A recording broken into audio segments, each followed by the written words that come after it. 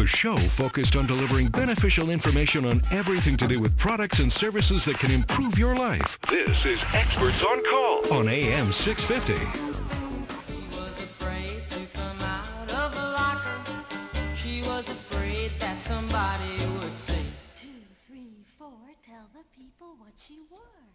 it was an itsy bitsy teeny weeny yellow polka dot. As always, friends, here on Quay Pacific's Talk About Strata, our music director, Tony Gioventu, has selected a song for this evening's program. And in the June edition of the show, why not a swimming pool kind of itsy-bitsy song to throw into the program and take us, Tony Gioventu, by the way, in addition to selecting the music for the program, writes for 24 Hours, the Vancouver Province, column number 500 coming up in just a few weeks.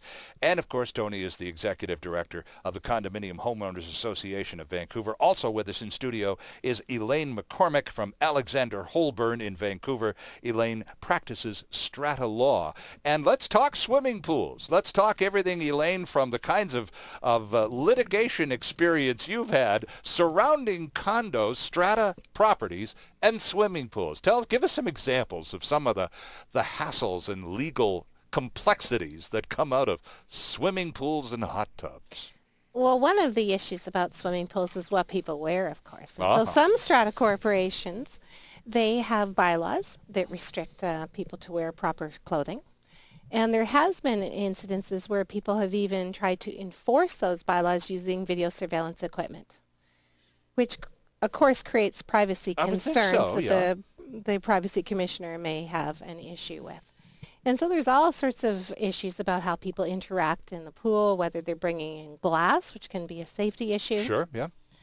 And things like that. And also, who is dealing with safety issues as far as people swimming in the pool, and whether there's a lifeguard available, and issues surrounding that as well. Well, as I can recall, the last strata condo-type swimming pool I visited just a few weeks ago, and there's a sign. The first thing you see in large block red letters on the top of the sign is, no lifeguard on duty. And then there are a series of rules about running and all that kind of stuff. And this particular condo pool, they had a rule about liquor. You weren't allowed to bring your cocktails down to the swimming pool if you're going for a dip on a hot afternoon.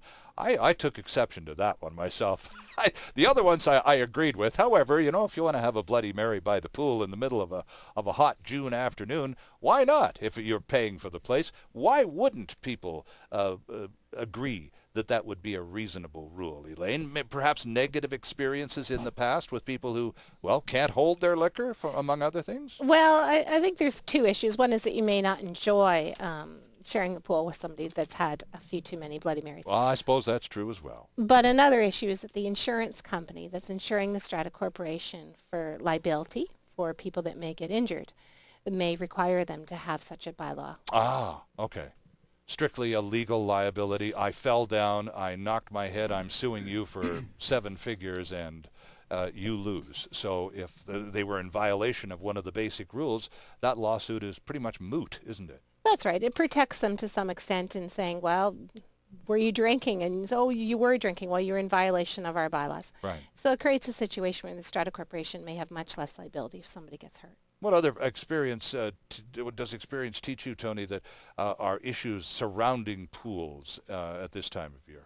Well, considering the kind of complaints we get, clothing certainly becomes optional when liquor is applied.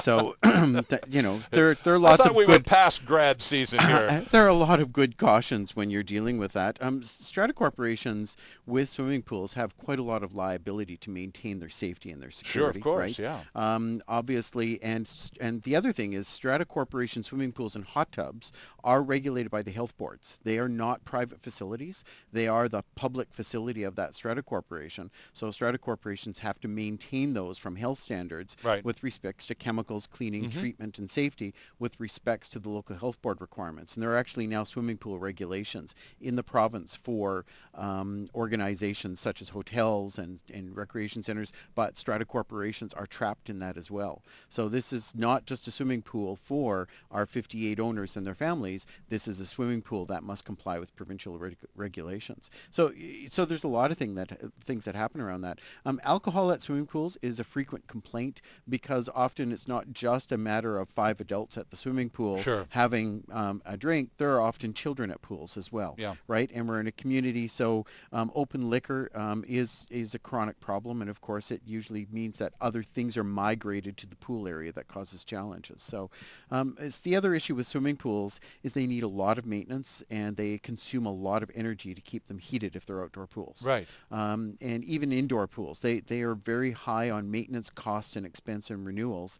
And strata corporations who maintain them effectively and who actually have constant upgrade cycles as part of their annual budget and renewals can get a lot of great enjoyment out of their pools. But what happens when the pool shuts down because the heat exchanger or the filters has failed?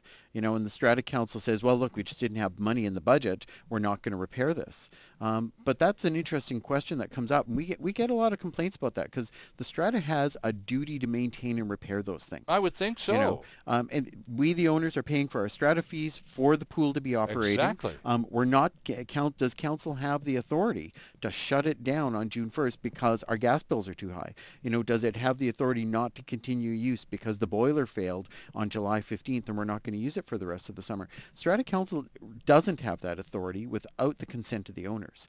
And so they may have to be having some special general meetings of the owners to deal with some of these issues about whether they're going to continue the use of the pool. One Strata in New Westminster that years ago, no one was using the hot tub except for one person out of 105 or so people in the building. Okay. And they wanted to know what they could do with the hot tub. And I said, well, it's a significant change in a facility of the corporation. You'd need a 3/4 vote of the owners to change it. And that's what they did. They passed a 3/4 vote. They had somebody come, fill it with concrete, and the room where the hot tub is now a games room for the Strata Corporation. Oh, okay. Passed a 3/4 vote to make the change. And so any kind of significant change in that capacity that strays from what your obligations are to maintain and repair is going to need the owner's consent. And Elaine, as an owner, if I move into a condo building and it's got a really smashing pool, and it's one of the big reasons that I moved in there along with the view and all of the other amenities, and I move in, and a couple of weeks after we get unpacked and I'm just starting to enjoy life, especially poolside, it's shut down for whatever reason, and there's a sign saying indefinitely closed. Well, wait a second. I just forked over a ridiculous amount of money to move to this place, and one of the big attractions, one of the reasons I'm here, is that pool. So what recourse do I, the new resident and owner of my suite, have to get that blinking pool going again? The Strata Corporation does have an obligation to repair and maintain common property.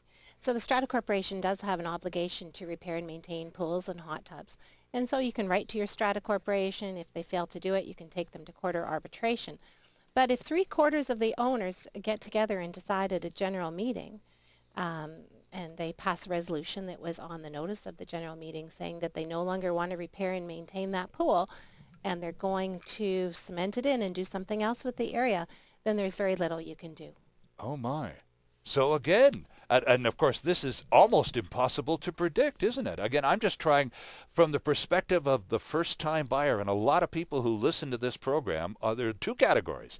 Either Strata owners who really enjoy this gathering we have every month, and a lot of people who are looking to become Strata owners and really find this educational. So again, we try and get them in a mindset that they're asking good questions when they go out on their real estate tours and such. So if there's a pool, and if you like it, and you're attracted to this particular address because of the pool, then you should ask some important questions regarding that, shouldn't you? That's right, including how many people are using the pool. Right. And how likely is it to be a popular gathering spot again this summer? Was it open all last year? All those kinds of things, right? That's right. Look at the 5% rule. If 5% of the people are using the pool and the pool cost is consuming 40% of your annual budget, you can bet money that the Strata Corporation is going to do something about shutting that pool down. Interesting. And you should be able to find this out on your tour of the apartment before signing anything, right? You should be able to have this discussion with your real estate agent, and those questions should be answerable, shouldn't they, Elaine? That's right, because once you sign a binding contract to purchase and sell, it's too late to really deal with it. You'll have to sell the property. All right. It's all about education, friends. We'll attempt a little bit more of that here on Quay Pacific's Talk About Strata after this timeout. There's still more ahead with Experts on Call, the show focused on delivering relevant and beneficial consumer information. This is Experts on Call on AM 650.